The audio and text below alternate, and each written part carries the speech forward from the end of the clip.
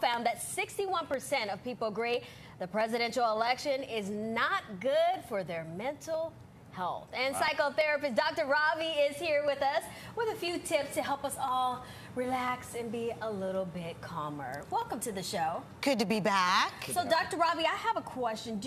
Have you had any of your clients kind of concerned that they're being anxious because of the election? Absolutely.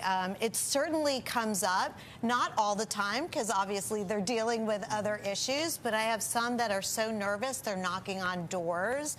I've heard situations where people don't talk to certain friends or family because they have opposing views, or even within the same party because there are slightly different views. So it's been very divisive, and I think that increases the anxiety.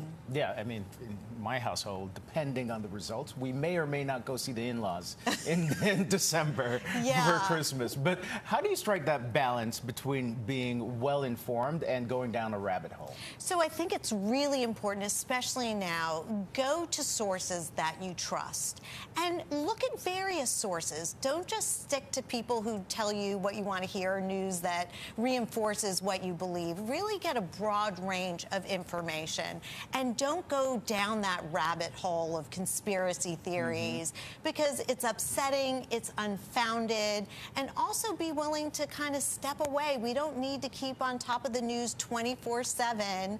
Get what you need to get, find out the latest, and then do what you're meant to do in this world. You know, work, speak with friends. So just watch between 4 and 6 p.m. and then... That's right. Just watch you guys, and then we can move on. So, Dr. Robi, what do you say to maybe someone who can't stop themselves from thinking the absolute worst about the election?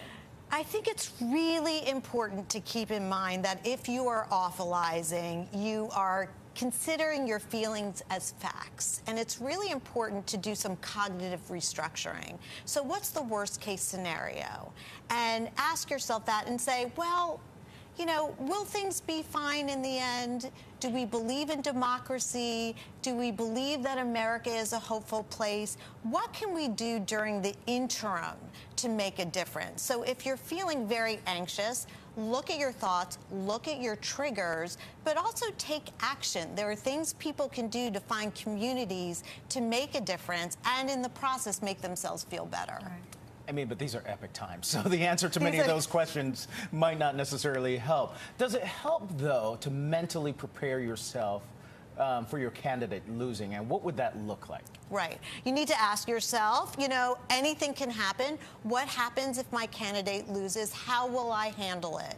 And you have to kind of put on your big boy or big girl pants and say, this can happen. This is part of a democracy. My candidate may lose. And what do I do next? What do I think is in my best interest? How can I make sure that my world stays safe and I'm participating in a way that is pro-social and proactive? So put yourself in a ball in the fetal position and drink well, for, you can for grieve. the next 5 days, Can is grieve, what you're saying. Have your feelings, give yourself a moment, but then pick yourself up and say, how can I make a difference? Because really, that's a question we all should be asking ourselves. Give yourself time to feel how you want to feel and then move on.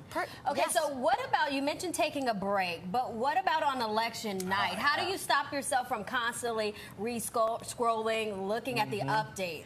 Well, I say if you are scrolling and looking at updates and it's not having a negative impact, scroll away. But if it is having a negative impact and you're in a worry mode or you're irritable or it's interfering how you're taking care of yourself, set a limit and just say, this is not healthy for me. I need to step away.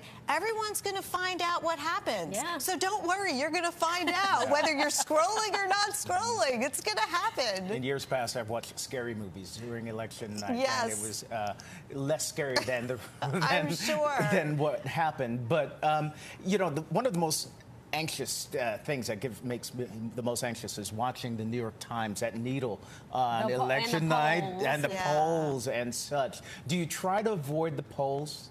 for your sanity? I would think so, unless you're a curious person and it interests you, because the polls are not reality. It's an assessment based on information. We don't know who they're targeting. We don't know whether people are sharing how they feel and how they want to vote. So I think the bottom line is hold tight. You know, historically, America has been through tough times, and we've come out the other end. So really know your history and just have a little faith. Have a little faith. Right. We're going to come find you on election day. Okay, because I'm you here. have that calming effect. I'm here. We just want to be in your presence, Dr. Robi. Thank you. I'll be here, and I hope, regardless of what the outcome is, everybody finds a place where they can get comfortable. Yeah. Love it. Thank you.